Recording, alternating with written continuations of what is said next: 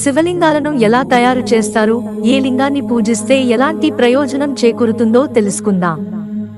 ఇప్పుడు శివలింగం గురించి తెలుసుకుందాం. ముందుగా శివలింగాలను ఎలా తయారు చేస్తారు, ఏ లింగాన్ని పూజిస్తే ఎలాంటి ప్రయోజనం చేకూరుతుందో తెలుసుకుందాం. 2 భాగాలు కస్తూరి, 4 భాగాలు గంధం, 3 భాగాలు కుంకుమను కలిపి ఈ లింగాన్ని తయారు చేస్తారు. దీనిని పూజిస్తే శివ సాయుధ్యం లభిస్తుంది. పుష్పలింగం, నానావిధ సుగంధ పుష్పాలతో దీనిని నిర్మిస్తారు. దీనిని పూజిస్తే రాజ్యాధిపత్యం కలుగుతుంది.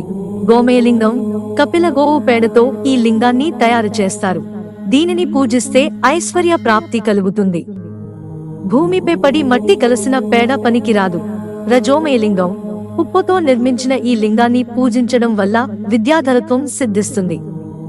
శివసాయుధ్యాన్ని పొందగలం.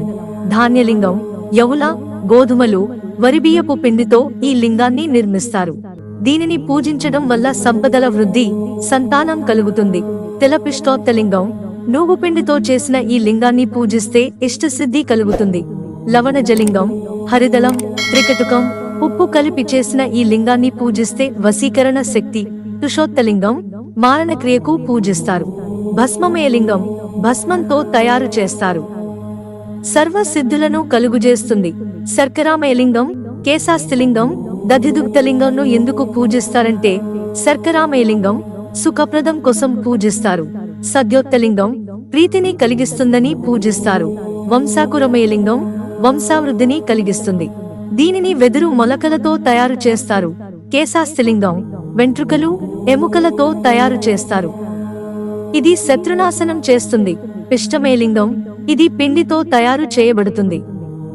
ఇది విద్యలను ప్రసాదిస్తుంది. దధిదుగ్ధలింగం, కీర్తి ప్రతిష్టలను కలిగిస్తుంది.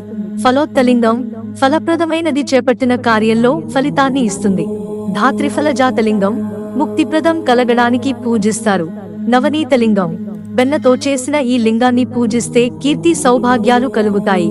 దుర్వాకాండజలింగం, గరికతో తయారు చేసిన ఈ లింగం అపమృత్యు భయాన్ని తొలగిస్తుంది. కర్పూరజలింగం, ముక్తిప్రదమైనది, ముక్తిని ప్రసాదిస్తుంది. ముక్తాలింగం, ముత్యంతో తయారు చేయబడిన లింగం ఇష్టసిద్ధిని కలిగిస్తుంది. సువర్ణ నిర్మిత లింగం, బంగారంతో చేసిన ఈ లింగం ముక్తిని కలిగిస్తుంది, వ్యాపారాభివృద్ధి కలుగుతుంది. రజతలింగం, సంపదలను కలిగిస్తుంది. ఇత్తడి కంచులింగం, ముక్తిని ప్రసాదిస్తుంది. ఇనుము సీసపు లింగం, శత్రునాశనం చేస్తుంది. అష్టధాతులింగం, చర్మరోగాలను నివారిస్తుంది. సర్వసిద్ధిప్రదం. బెఢూర్యలింగం, శత్రునాశనం. దృష్టిదోషహరం. స్ఫటికలింగం, సర్వసిద్ధికరం, అనుకున్న కార్యాలను సఫలీకృతం చేస్తుంది. సితాఖండలింగం, పటిక బెల్లంతో తయారు చేసింది. ఆరోగ్య సిద్ధి కలుగుతుంది.